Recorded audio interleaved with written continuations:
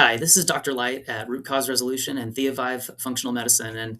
And today I'm going to go over a lab review on a patient. But before I do you ever deal with fatigue throughout the day? Do you have trouble waking up in the morning? Do you have that 2:30 feeling, that 5 hour energy, classically coined, where, a couple hours after lunch, you just feel like you're just, wiped.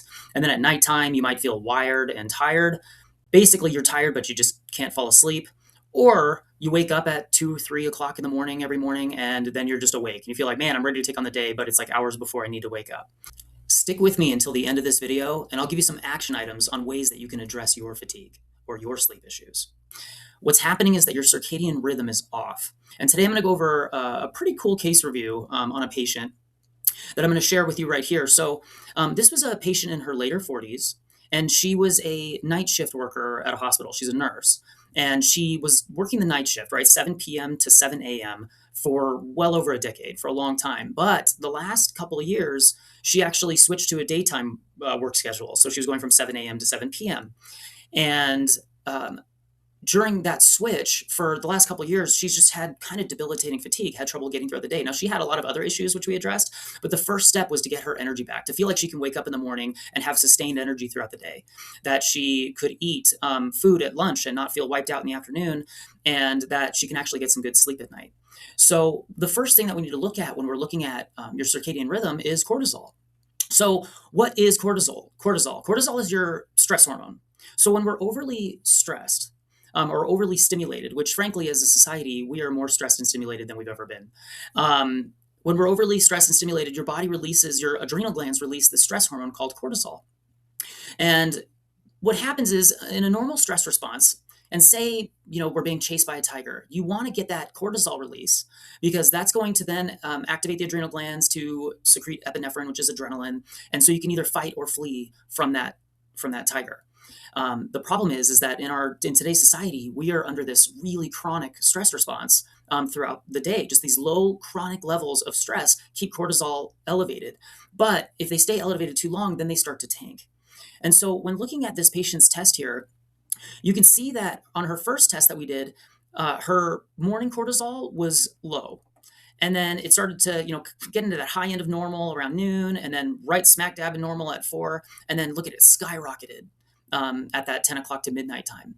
And so when you see on this graph, this green, shaded green in through here, that's where you want the cortisol, these blue dots, to land within that green.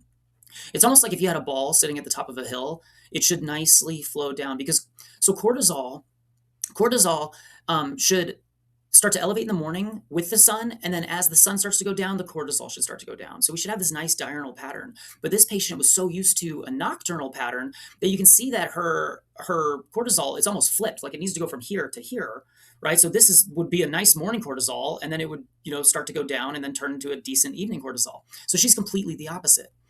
And dealing with a lot of symptoms. You can see right here her total cortisol output was actually in a normal range. So it wasn't that her adrenals weren't working, they were just confused. And so what are some of the reasons why we would have an increase in cortisol is shown right here. So cortisol is going to go up if there's an increase in adrenocorticotropic hormone, or ACTH, which is secreted from the pituitary in the brain. So if we have an abnormal circadian rhythm, like poor sleep patterns or light dark exposure or improper meal times, that's going to increase cortisol. Hypoglycemic states, low blood sugar, that's going to increase cortisol.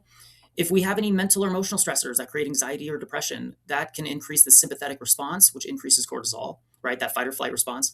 Or if we have any tissue damage from inflammation, illness, or infection, can all increase that cortisol. So when cortisol goes up, it's also going to start to blunt another hormone called DHEA. And DHEA is a precursor to all of your sex hormones. So that can affect our cortisol. So when I did a retest on this patient, this is her retest. So what did I have her do? I had her get on some adaptogenic herbs to help her body adapt to that stress. We started working on some lifestyle factors, right? When I looked over here, in the morning, that cortisol was low. So one way to naturally get that cortisol to increase, I had her do some high intensity not interval training. I had her do some high intensity exercise for like 1 to 2 minutes, like jumping jacks or push-ups, squats, whatever it was that she wanted to do that day to start to naturally get that to go up. And then in the evening time, I had her doing some breath work and some meditation and working on some relaxing stuff to get that cortisol to go back down. And on her follow-up test here, you can see that all started to regulate. Her morning still is a little bit on the lower end. So again, kept working on, I kept her on adaptogenic herbs a little bit in the morning, just to help with that. But um, I had her continue just the high intensity interval training, but just after a couple months of doing this, she was waking up with energy that was sustained throughout the day. She was going to sleep okay. She wasn't waking up in the middle of the night. It completely regulated all this. So right now, I'm going to give you a few tips on things that you can do. If you're having any issues with fatigue or, throughout the day, waking up in the morning, trouble falling asleep at night, or waking up in the middle of the night. So number one, it's really best to test and not guess. So getting an adrenal stress panel. I like this one by Diagnostics, it's Adrenal Stress Index. There's other ones that I've used before that I also like. But we want to measure out that cortisol rhythm throughout the day. So that's really the best approach, because then you can customize what you need. For you specifically, you can customize the supplementation and or the exercises or relieving activities like yoga, meditation, prayer, things like that at a specific time of day for what you need. But if you don't have the test, a couple things that you can do. One, wake up in the morning and get some vigorous exercise in. 1 to 2 minutes, not a lot. Again, some jumping jacks, some push-ups, things like that. At nighttime, it's really good to do some of that calming, relieving, either breath work. You can take an Epsom salt bath. Um, Anything to get your body to calm. Again, meditation, prayer, all of that stuff really works to get your body set up for bedtime. Make sure we're trying to avoid blue light at night, right? Because blue light from screens, so screen time, we shouldn't be on screens. I know it's hard because at night, a lot of times we just want to sit down on the couch and watch our show, but screens at night it's going to tell your brain from the blue light going to the brain from those screens that the sun is up, and that's going to keep cortisol up, which is going to prevent your sleep.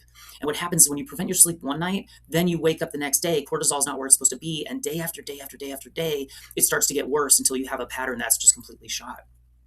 So we want to avoid the blue light, or get some blue light blocking glasses to wear at night. But really, we want to keep it a little bit more dim in the household towards the evening time. Another thing that you really want to do in the morning is get some morning sunlight. Let the sun rays, not directly, but indirectly, enter into the eyes to signal your brain to say, hey, adrenals, wake up. We need to increase that cortisol. That's one of the best things you can do, that morning sunlight, to activate your sleep-wake cycle.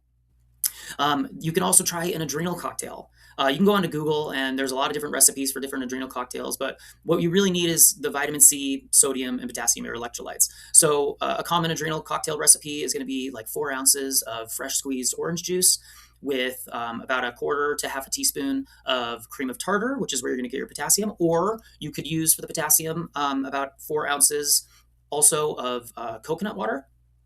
And for the salts, you can add in a quarter to half a teaspoon of like sea salt, either Redmond sea salt, I like, but just some sea salt to get that sodium in. Again, there's a lot of different recipes that you can look at. It's easy to look up, but doing an adrenal cocktail 1 to 2 times a day can help a lot with that energy too. So anyway, I just thought this was a really exciting case, because this is a patient that just, not everybody's a night shift worker, but it just goes to show how we can influence a test that looks like this and a patient that is kind of losing her mind to one that looks like this, where she has sustained energy throughout the day and is able to sleep throughout the night.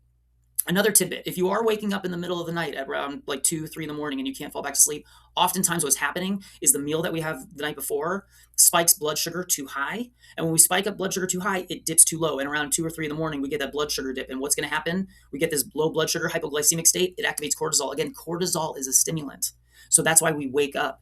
The problem is that too much of a stimulant, right? If cortisol is too high, we can still feel fatigued. Too low, we're obviously going to feel fatigued. So we get that cortisol response. So one thing you can do before bedtime is have a little fat and fiber to help sustain that blood sugar response throughout the day.